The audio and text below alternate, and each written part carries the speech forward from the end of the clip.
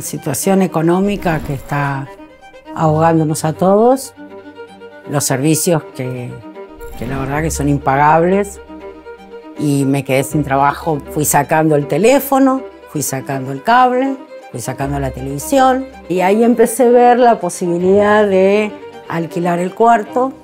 Trabajamos para un programa social que se llama Argentina Trabaja. Bueno, cambió todo, digamos, la gestión de gobierno, y bueno, ahí tuve que buscarme otros laburos. Y esto, como es un trabajo que me permite tener otros trabajos, dije, bueno, sí, lo hago. En su momento, en un buen momento, me llegó a contemplar un 30-40% de mis ingresos. Si te expandís, puedes vivir de esto. Hay dos tipos de anfitriones en Airbnb. Por un lado estás vos, o tu papá, o tu abuelito, que tienen una pieza o alguna casa vacía para alquilar, pero por otro lado están los anfitriones corporativos, que toman la plataforma y los servicios que ofrece Airbnb para seguir reproduciendo el mismo negocio hotelero que antes se hacía por otros medios. Estos son los verdaderos anfitriones que sostienen el negocio de Airbnb.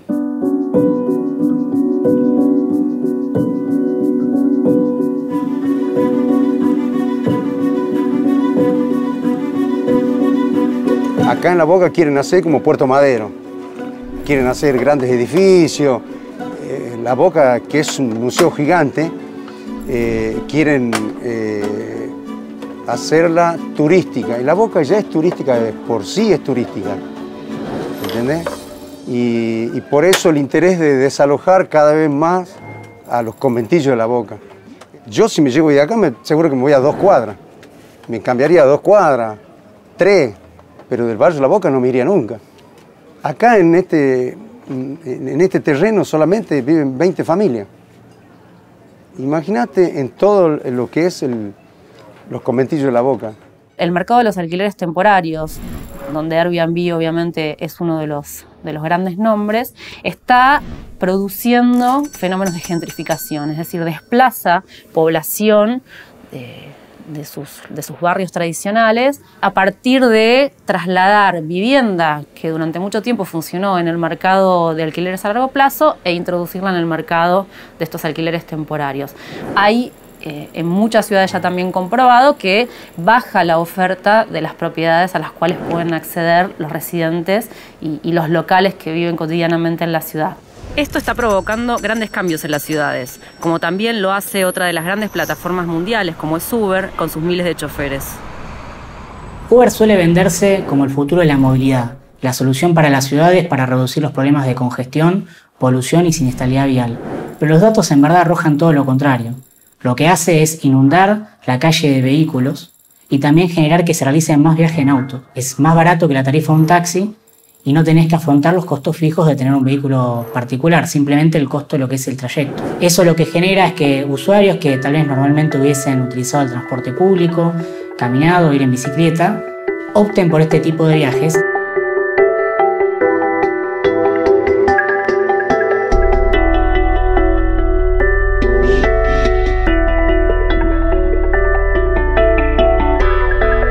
Hago mucho con urbano, porque la frecuencia de colectivo a cierta hora ya no funcionan tan bien, entonces eso juega a favor al Uber.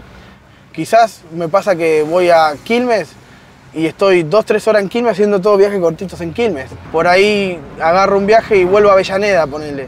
Y me quedo en Avellaneda, pero no cruzo Capital, evito quizás a veces Palermo, Recoleta, Microcentro, por el tráfico, por los taxis también, que todavía lo del taxi está complicado, está heavy. Entonces, a veces me siento tranquilo laburando en el conurbano.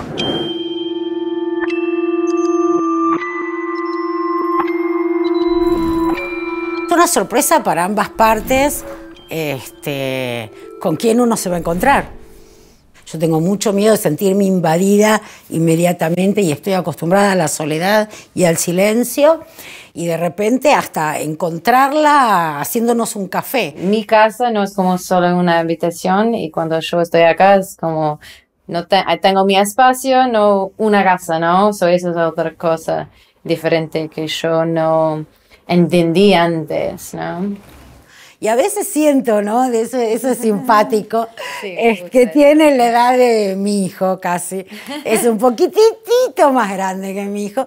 Y a veces la encuentro como si fuese como una hija que está aprendiendo del país, ¿no? Como si le estuviera hablando a una hija. Hay como detalles, ¿viste? Para que el huésped que viene tenga como una visión, digamos, de quién está viviendo acá, de la esencia del lugar. Bueno, esta parte, la parte de la habitación, impecable. Tiene que estar bastante limpio.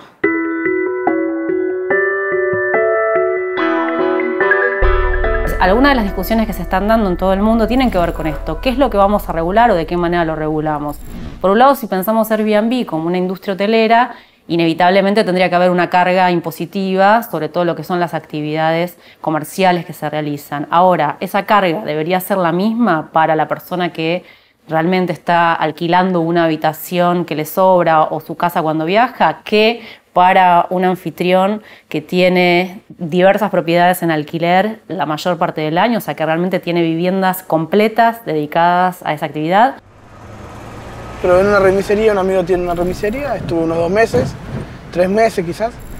Cuando me bajé la aplicación, quedó ahí hasta que me animé, probé unas horitas, vi que era rentable y ahí me animé. Ahí fue que me dediqué solamente a Uber. En lo que es Latinoamérica tenemos 2 casos puntuales de regulación del servicio tipo Uber. En el caso de México, donde se ha puesto un impuesto fijo sobre los viajes realizados y con ese extra recaudado el Estado lo dispone para obras de infraestructura vial y transporte público.